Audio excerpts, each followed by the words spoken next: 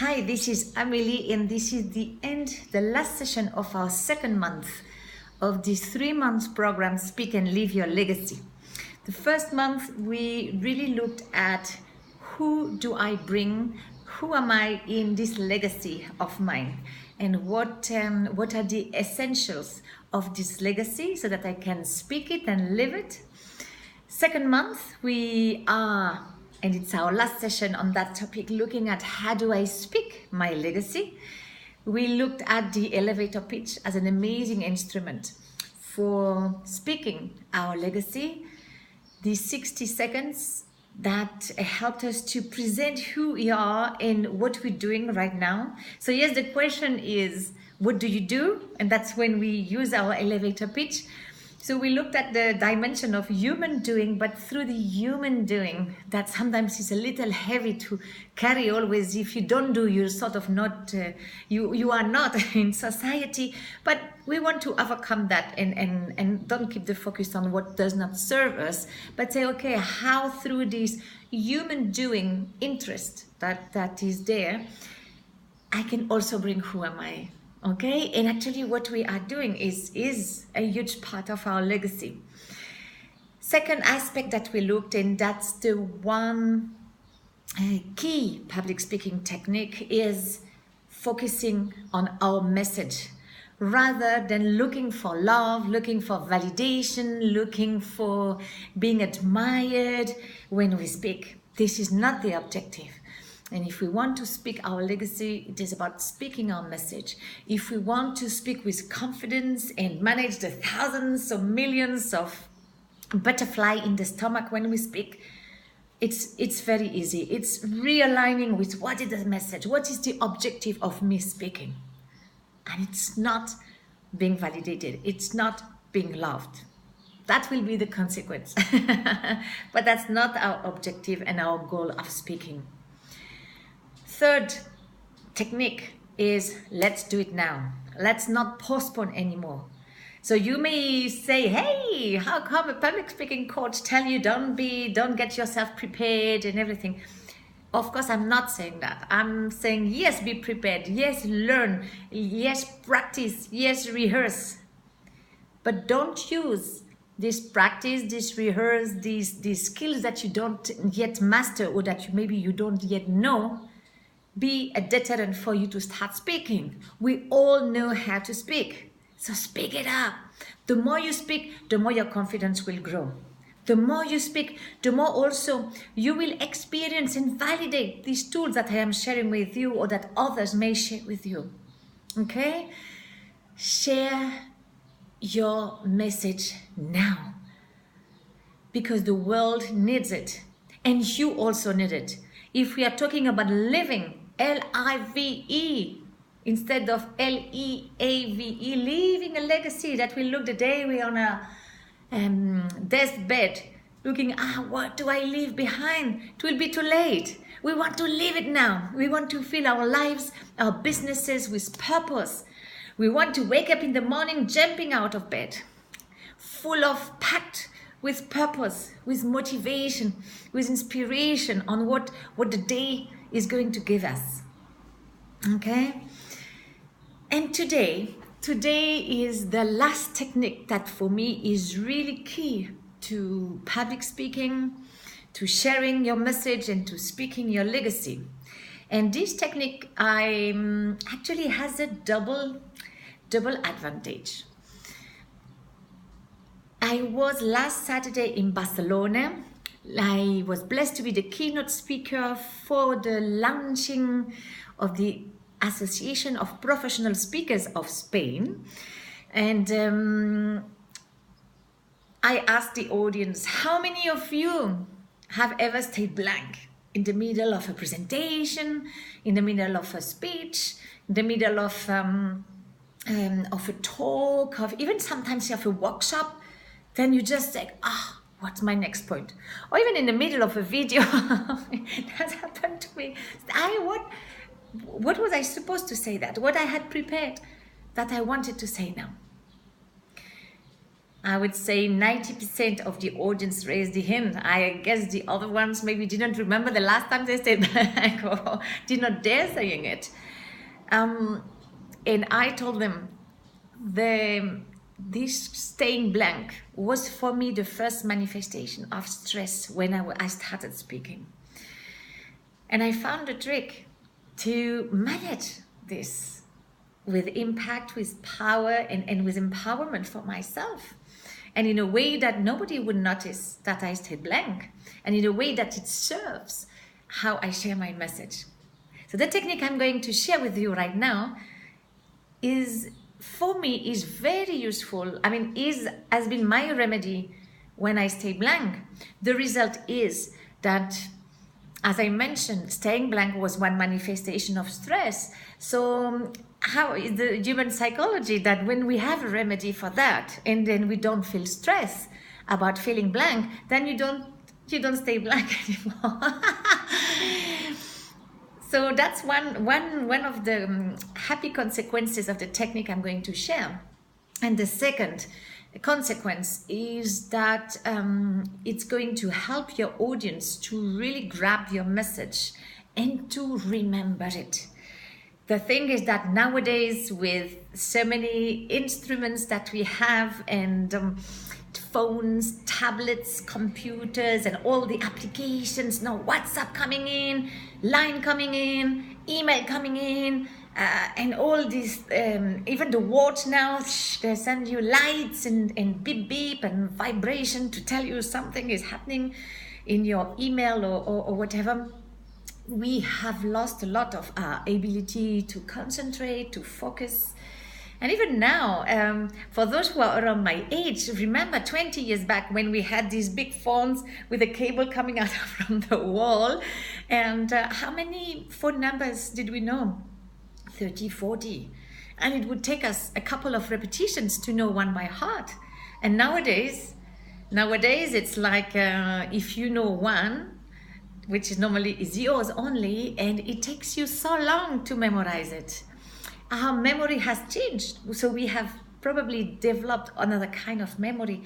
But this memory of time after remembering what is said, has been said, this ability to concentrate on someone speaking is very different, because we have in our head, even if the phone is switched off, we have in our head the things, oh, I forgot this WhatsApp, I need to send this email, when it's finished I'm going to do this, that, check my you know. So 2 happy consequences with this one technique, and this one technique is very easy. It's a number 3. Maximum 3 messages in your speech, in your presentation. Because neurosciences and all the studies about the psychology of audience has shown that more than 3 messages people are not able to remember. Panic! Let us say that it's really important that you share 15 or 20 messages or 20 points. No, it's okay. Relax. Then put them in groups of 3 max. So that you put them in group by groups, you give a theme, you give an image, you give something that's going to be a way for people to remember the content and the messages of your presentation. Okay? 3 main messages. Then what happens? When suddenly you have puff, you present, point number 1, up, gone. Excellent. And then point number 2, you can't remember how it was started, what was the example. This happened to me in a conference once. It was in South Africa. And wow, it was an amazing audience. I was 100% in my speech. I really enjoyed, when you're in your talk and you love the power it has, and you fully connected with your audience, and it was beautiful. And I'm very visual, so when I prepare my talks, I have my bullet points, and I have I see my notes. No, I see my intro, talk, the first sentence, the main points I want to say, the 3 messages, and then my conclusion and how I finish. Okay, So I see it. I see pause, number one. I see the colors, everything. Then I arrive. I finish my point number one and point number two. And I see my piece of paper and it's blank. I just see the two with a circle around it. So what do you do here? You breathe, because a little breathing is good. A little few seconds of silence. It's good also to reconnect with your audience, to let also your audience breathe, to digest what has been said, and it gives you sort of time. Tack, tack, tack. Second point, could not see it. And I say, okay, I can't see what I had prepared. So what was my second message? This is the only things you need to know by heart. Your first sentence, your last sentence, and your maximum three messages. Can be one, can be two, can be three. So I went to, okay, what is my second message? My second message is this one. Okay, that's your message. So you know what it is about. You have hundreds and thousands of examples. So if you have only one, your memory will take you back there once you have reconnected with the message. So I connected with the message and I started going beautiful, delivered my third message, my conclusion, big success, super, excellent. I come back to my hotel room and I check. I said, it was amazing. I had prepared something totally different in terms of the examples. The message was the same, but I chose different examples. And you know what? Actually, it was not a manifestation of stress that time. It was just that, once you are with your audience, when you get to understand them, to connect with them, to be there, sometimes the universe just tells you, look, that's not the right example for here. That's not the one. And though your message does not change, you need to bring something different. And when I looked at what I had prepared, actually, it would have not landed that powerfully as the examples I had chosen. Okay? So the fact that I knew my three messages helped me to survive the staying blank. And it was in the conference of a professional speakers association. So, I mean, you not that you need more to display techniques than another thing, but I mean, of course, expectations are a little higher in terms of how you're going to manage the way you speak. And not only it helped me to not stay blank and panicking, and it really helped me also to go with the flow of my audience and actually to deliver something to my people that was much more meaningful for them. So that's the power of the three maximum messages. It's easy for you to remember. It's your life jacket when you're in there. And also it allows you to be flexible, to change boat. Okay?